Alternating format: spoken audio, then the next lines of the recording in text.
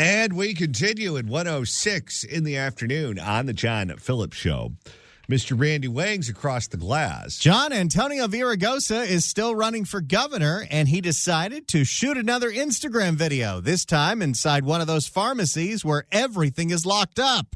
How ghetto does it look that they have to lock up the socks? So here's Tony V doing a little prop comedy.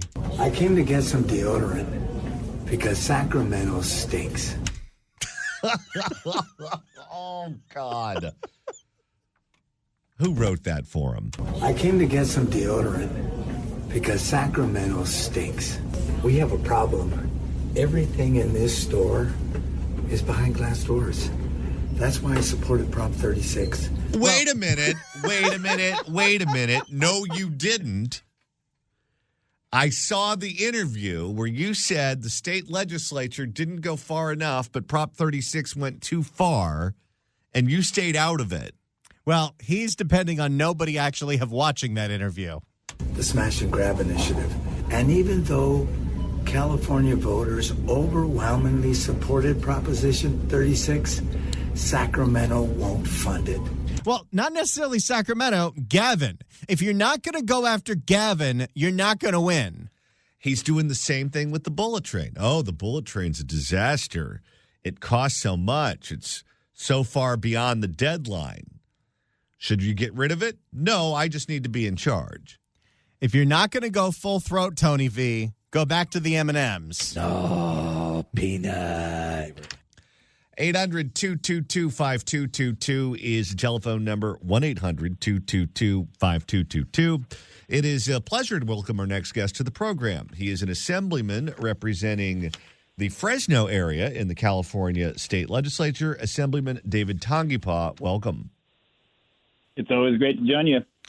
All right, so we're about ready to get hit with a triple storm here in terms of gas prices, where you have the gas tax, which is on automatic pilot. That's going to go up. Mm-hmm. And what's the number for that, Randy, now 65? It's going up from 59 to 61 cents July 1st. Okay, so that's going to be 61 cents a gallon starting in July.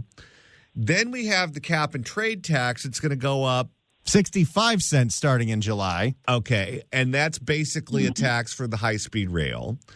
And then we have the two refineries that are going to be closing down that could cause the cost of gasoline to jump up to $8 a gallon. What the hell is going on up there? I can tell you this. I don't understand how this last election wasn't a mandate for affordability and prioritizing the people in California that want to stay here, want to be here, and yet just can't afford it. And the legislature is allowing more more tax increases coming, and we're not doing anything.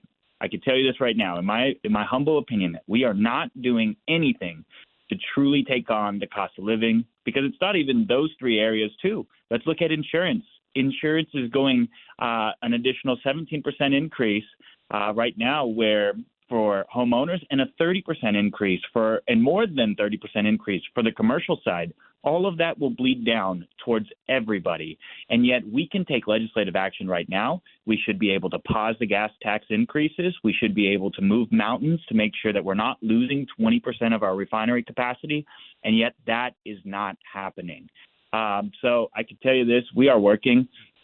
There's a lot of us here in the legislative body, and especially on the Republican side. We are just demanding and just trying to get back to normal and truly focus on the cost of living. But unfortunately, it seems to be falling on deaf ears. If you represent downtown L.A. or San Francisco or maybe, I guess, Oakland or other urban areas, cities that are basically built vertically, then maybe you can get away with this because a lot of people can ride the bus, they can ride the train, they can walk, they can do whatever to get to where they need to go. But most of California is not built like downtown L.A. or San Francisco. Most of California is suburban. We have rural areas. We have resort areas. And in all of those places, you have to get in your car to get from point A to point B. There are a lot of Democrats that represent, let's say, the San Fernando Valley or in San Diego County or in, let's say, the South Bay in Northern California, the San Jose area. all of their constituents at some point have to get in a car to get to work or to pick up their kids from school or whatever the case may be. Are they just not hearing it from their constituents? Exactly. You're exactly right, that there is a large community in the entire state of California. And, there's just this heavy feel that some of these most urban areas really dictate. I represent a district that is the same size or roughly the same size as North Carolina. There's another member of ours that represents District 1 up in the northern portion of California that goes from the border of Oregon all the way down to Amador. And again, is larger than a majority of the states on the East Coast. And we're really painting with a broad brush that are being dominated by ideology from the Bay Area and from a lot part of the urban area of LA. But California is vastly different and has some of the most different geographical terrains in this entire country. And yet we're truly painting with a broad brush, and it is devastating a lot of the other communities here. Not everywhere can jump on, whether it's a bus or ride a bike. And I mean, I think about it this way. They voted on laws yesterday. I didn't vote yes on it, but we're moving funds from the gas tax to build bike lanes on highways. When my ask to our other legislative members was, can we finish the highways first before now you're diverting funds to go towards bike lanes? I mean, this is something that's ridiculous. We can't, and it's something that I've as I've been listening to a lot of my colleagues this week, we kept hearing the term that we're the fourth largest economy in the world. We're the fourth largest economy in the world. And there was one that was made too. We're the fourth largest economy in the world, and it's a shame that we have to pass a law to potentially allow homeless college individuals to sleep in the parking lot of our community colleges. Well, the funny thing that I point that back to them is, who's in charge of the fourth largest economy in the world, and who should be ashamed? Because this area is dominated by one-party rule and has truly been that way for almost the last 30 years since Pete Wilson, in my opinion, was in office and the assembly was actually held by conservatives, and the Senate hasn't been Republican for 40 years, just about. And yet I asked them, if it's a shame that in the fourth largest economy in the world, we've got 50% of the nation's homelessness, we have the highest unaffordability rates, we have the highest utility rates, we have insurance that is collapsing, who's in charge? Who's in charge, and who has the ability to do something right now? And unfortunately, that still falls on deaf ears. Here's what I don't understand with them. Everything with them is about race. Everything. They find a racial angle to every story. If you're talking about farm futures, there's a racial angle, and they'll find it, and that will be what they hang their hat on. Yet you look at what they're doing right now with the cost of gasoline, and you say, okay, if you're a white-collar professional, you probably have a better shot of working at home and not having to commute to an office than you do if you are a blue-collar professional. If you're someone who cleans pools for a living, if you're someone who cuts grass for a living, if you're someone who works in construction, you can't work from home. You have to go to a work site to get the job done.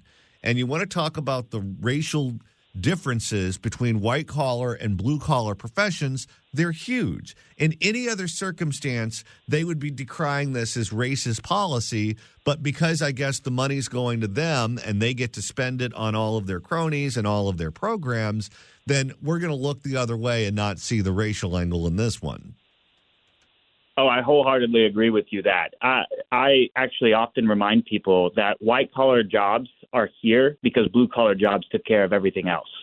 And we've got to remind people that, the foundations that we have right now were built on the back of blue-collar. The reason why everybody doesn't have a garden or a farm like they used to in the early 1900s and the 1800s when we were an agricultural society is because farmers and the blue-collar workers and the farm workers that are there take care of their food supply.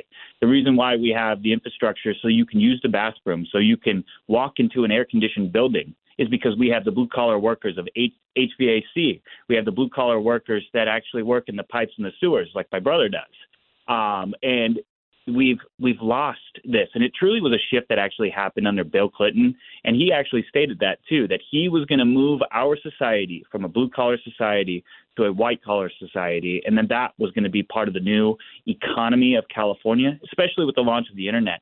But what we've done now is that we focus so much on white-collar industry that we have been derelict and negligent on the blue-collar side, and that's where we're seeing these infrastructure failures. We're seeing a lot of people who, are great at contracts and are great at negotiating things that they have no idea about on how do you actually build a building? How do you actually build the infrastructure project? And this is what and the greatest example of that is actually high-speed rail.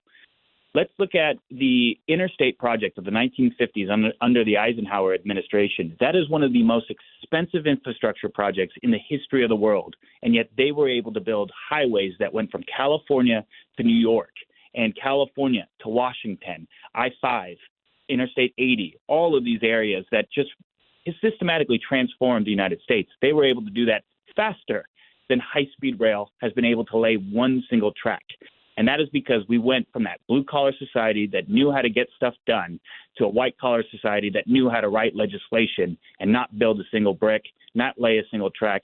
And now high-speed rail is on track right now. The only thing it's on track to be the third most expensive infrastructure project in the history of the world, only behind the International Space Station and the Interstate Project.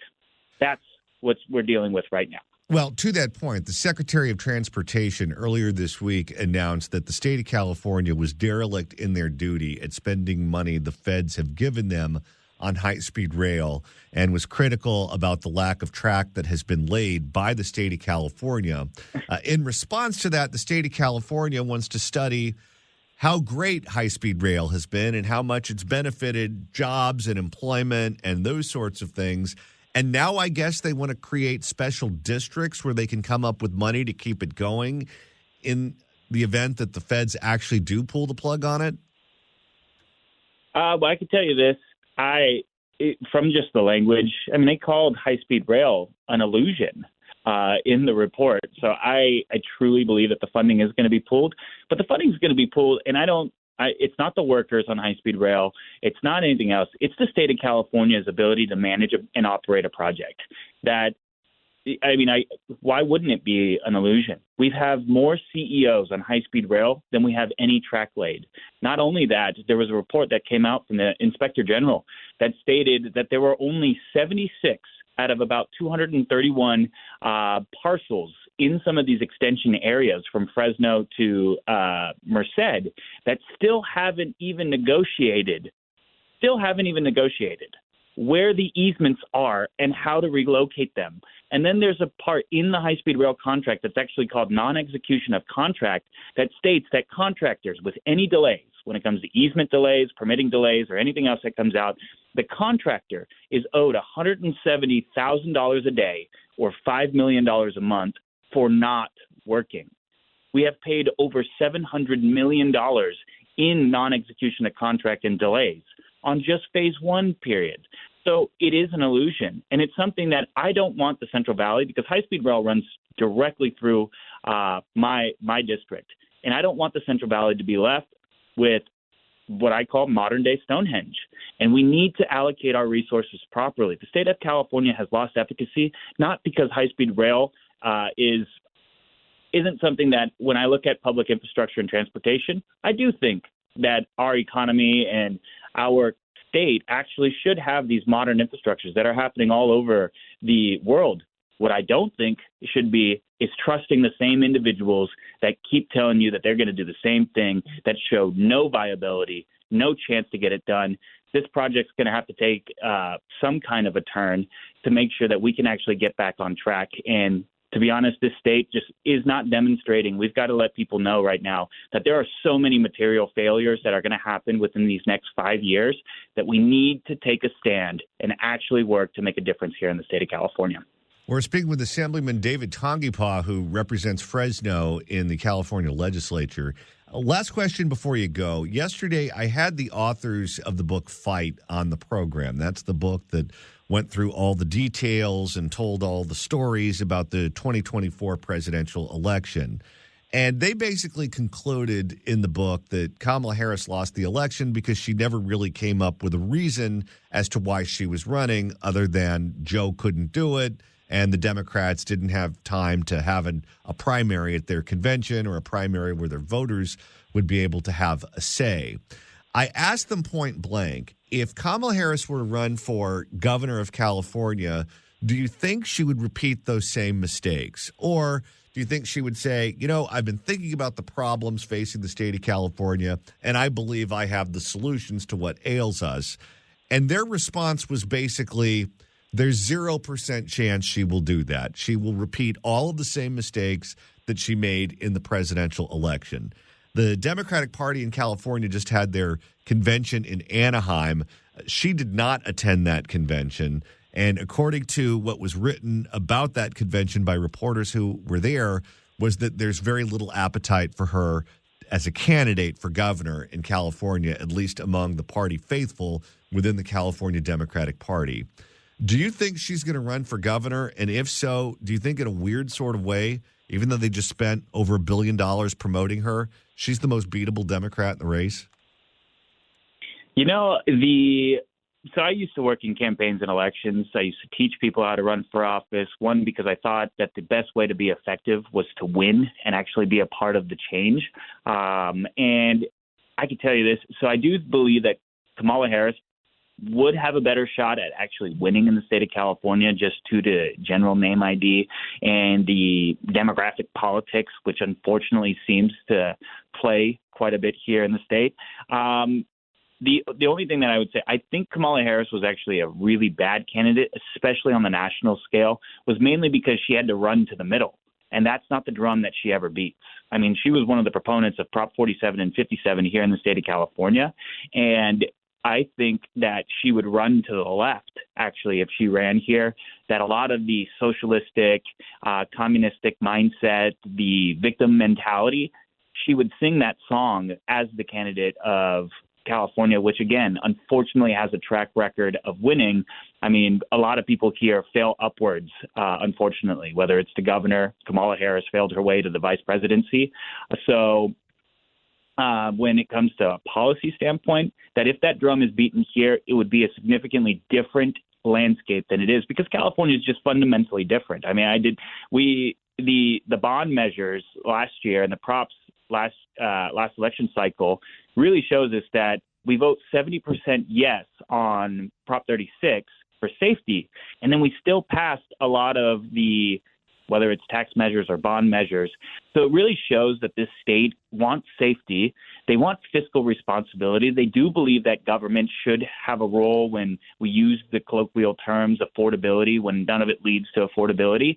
So this landscape here in this state and the voter electorate, it's an interesting dynamic. All right. And I think she'd fail on it, but we've just got to keep holding people accountable, that their track record should speak for themselves, and we've got to systematically work to make it just different and just highlight their failures. Assemblyman David Tangipa, who represents Fresno in the California State Legislature. Assemblyman, thanks so much for stopping by. We appreciate your time. It's always great joining you. As we've been broadcasting, the battle between President Donald Trump and Tesla CEO Elon Musk has been heating up. It's getting wild. I feel like people have been hitting refresh all day long on Twitter. I don't call it X. The latest one, 9 minutes ago, Elon saying the Trump tariffs will cause a recession in the second half of the year.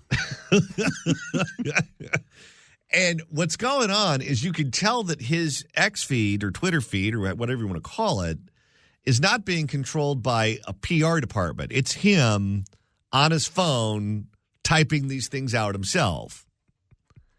Now, have you seen Trump's latest response? What do we got from Trump's side?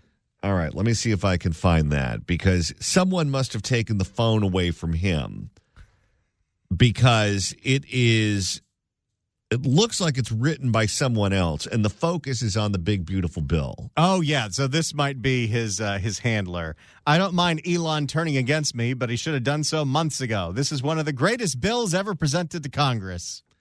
From his point of view, he can't have this fight going on right now because he needs every vote in the U.S. Senate that he can get for his big, beautiful bill.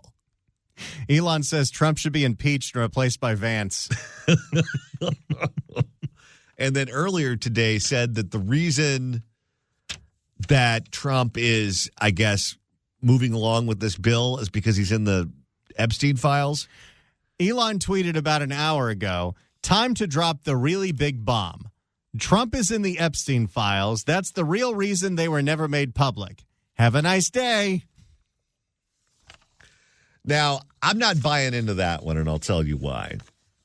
First of all, how in the hell would Elon know unless Trump said something to him? And why would you tell him? Second of all, if Trump's in the Epstein files, then that means that the Biden Department of Justice would have been aware of that.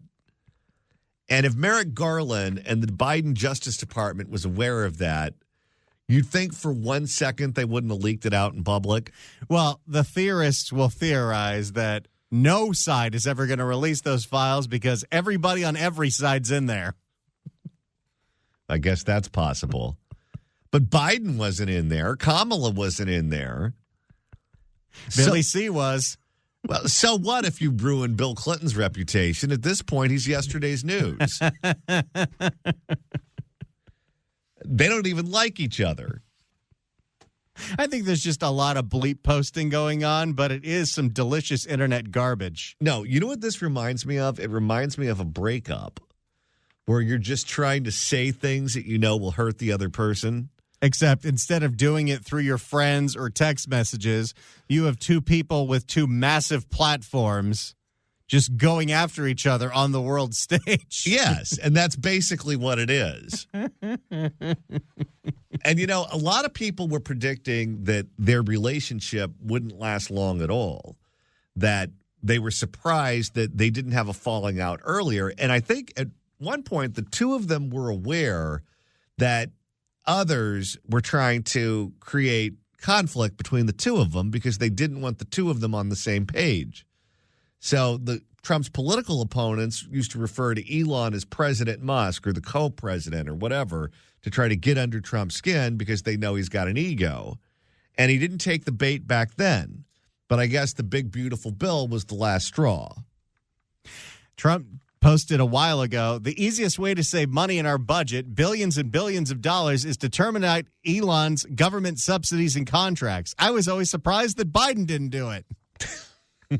To which Elon replies, in light of the president's statement about the cancellation of my government contracts, SpaceX will begin decommissioning its Dragon spacecraft immediately. What the hell is that? I don't even know. Were we paying SpaceX for a starfighter? Imagine if you're working over at X, though, and you're working on the Dragon. Do I show up to work today or not? I saw one tweet where someone wrote that a lot of members of Congress are asking their staffers, what is ketamine today? You think he's on drugs? Elon? Yes. Oh, yeah. He admits that he microdoses. Yeah. In the biography, they don't really go into the drugs in detail, but they imply that he partakes on occasion. He doesn't believe in like traditional antidepressants and stuff, so he plays around with ketamine and microdosing mushrooms and acid, allegedly, and all these other things that are really supposed to open up the brain. Well, whatever he does, it's working because he has all of these companies that are changing the way the world works. Now, was he always doing the drugs? I think this is like just the last couple of years. But I don't know. He's an interesting guy who likes to procreate. And you can always tell when someone's a little bit out of character and they have, I don't know, maybe 3 or 4 cocktails in them, and then they start texting you late at night. Or one time, I remember this. During the show, one of my friends was sending me unbelievably aggressive text messages, political. He's not on the same page as me politically, and we get along. We have no problems. We know that we're not on the same page politically, but, you know, that's life. And all of a sudden, one day, he just wants to fight with me about politics. And I say, first of all, I'm not fighting with you about politics. Second of all, you know I'm on the air. I don't have time to fight with you while I'm doing the show. So stop. And then after the show, I went to a restaurant, and he was sitting at the bar, and he was blasted out of his mind. All of those aggressive text messages were being sent while he was legally drunk and wanting to fight to kill the boredom. But that's alcohol. Alcohol is a depressant. And it can make certain people more aggressive. Well, if you're not aware of that already, pay attention to the crime blotter. Occasionally evidence pops up here and there. But with drugs, particularly with stimulants, I would imagine that if you're feeling aggressive for one reason or another, and you start taking stimulants, boy, you're off to the races. Did you see that video that's going around of Elon at some presidential fundraiser where he's sitting at dinner and he's just playing with a whole bunch of forks and spinning them around? Yeah, I saw that. Oh, look at this. Now I think the seconds are getting involved. Steve Bannon is calling for Elon Musk to be deported immediately. He has a strong belief that he is an illegal alien and should be deported.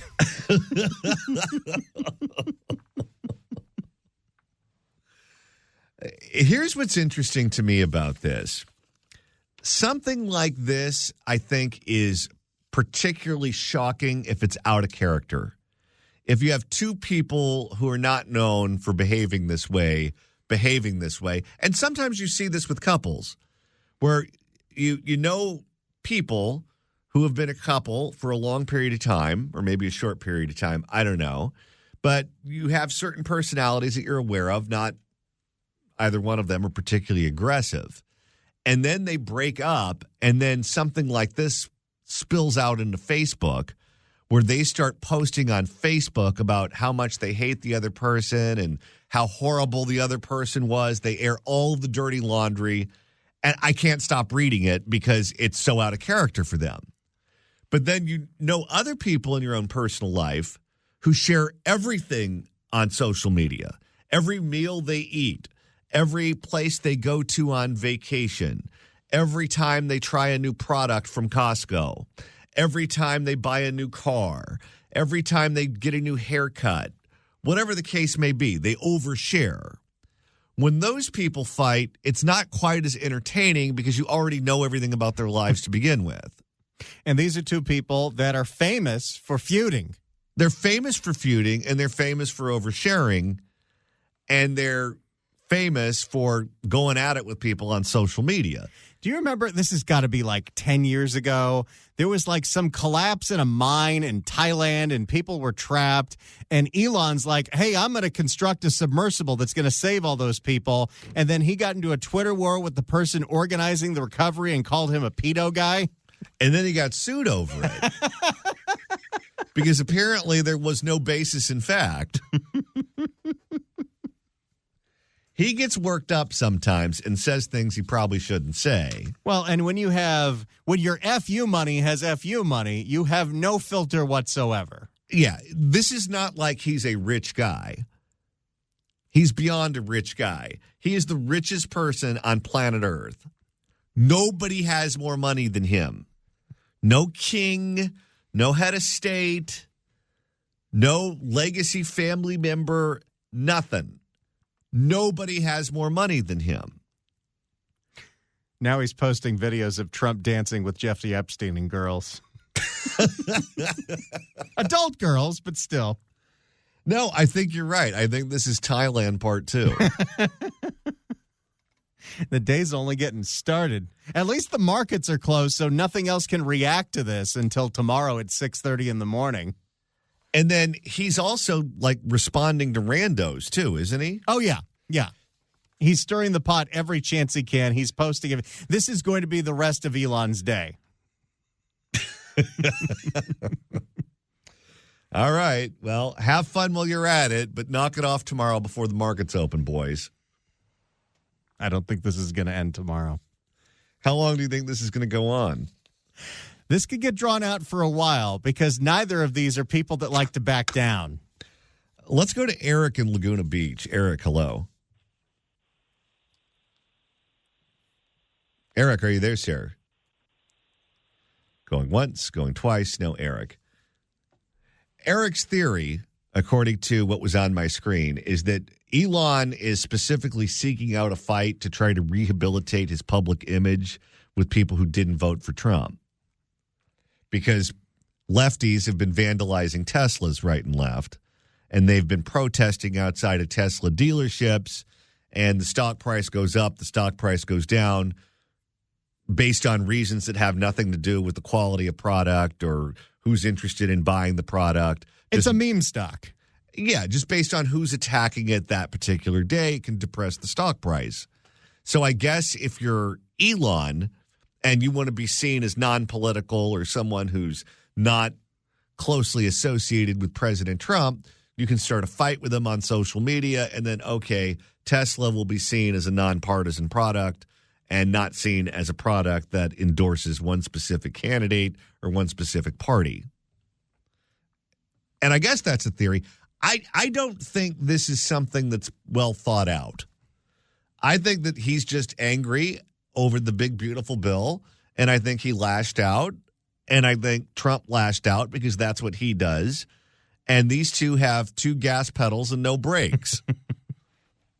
Yeah, there's not really a medium speed here. You're either full on the gas or you're off of it. And right now they're full on at each other. I don't think Trump is, though. I think that someone in that White House is saying to him, you cannot fight with him right now. This has to be a one-way fight because if you continue to engage, you're going to sink your bill. It only needs a couple, and that thing is donezo. His impulse is not to put that statement out. His impulse is to go right back at him. Right now, he's thinking of nicknames. Oh, I'm sure. And whatever memes are out there that exist about Elon, I'm sure will be tweeted out by the president. Let's go to Joette in Laguna Niguel. Joette, hello. Hey there. Thank you so much for taking my call, John. I just moved back about 9 months ago. I left, and, I love this state. I'm very passionate. And on every level, who these people are running this state are running it into the ground. So people can't even afford to stay here. I'm so pissed off. And Kamala Harris, she can't run. I mean, she can't even talk. She has no leg to stand on. And we can't have anybody like that even running. Well, I'll tell you this. I'm fed up. With Trump and Elon going at it as they are today, if there was ever a day for Kamala Harris to announce that she's going to rehab, today would be the day. That would be perfect. That would be perfect. Yeah, I think she needs to. All and right. those two are feuding, and it's hilarious, but they're getting publicity through it all, and and trying to get things done for the country. And I mean, Elon is just pissed about it because, we're naming it the big, beautiful bill. I mean, maybe it's not the big, beautiful bill. There's obviously spending in there that he doesn't agree with. He wants to make sure that what he started is being continued, and let's not throw another big bill that's got a bunch of pork in it. I mean, we're tired of it. Everybody is. I mean, it's $5.09 to fuel up, and I mean, my toll bill is $500 a month. It's like, and now we're going to have more gas tax.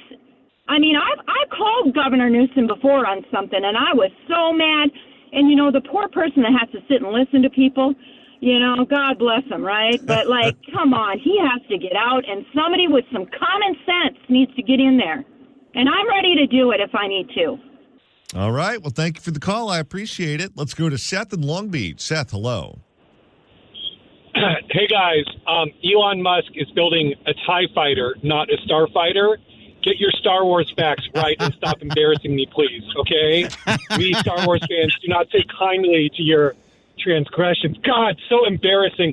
Also, can you not talk about Elon's drug usage? Because I gave up weed like 12 years ago, and now I think I'm going to relapse, and then I'm going to blame it on the show, and every day is a struggle. So, can I, by the way, I've called before, I'm the resident unpaid show comedian, but can I tell a story that I think ties into everything you guys talk about? Because my in day 60 job, seconds you can. I sell insurance to cops. Yesterday, I had a meeting, and you're like, do insurance guys make money?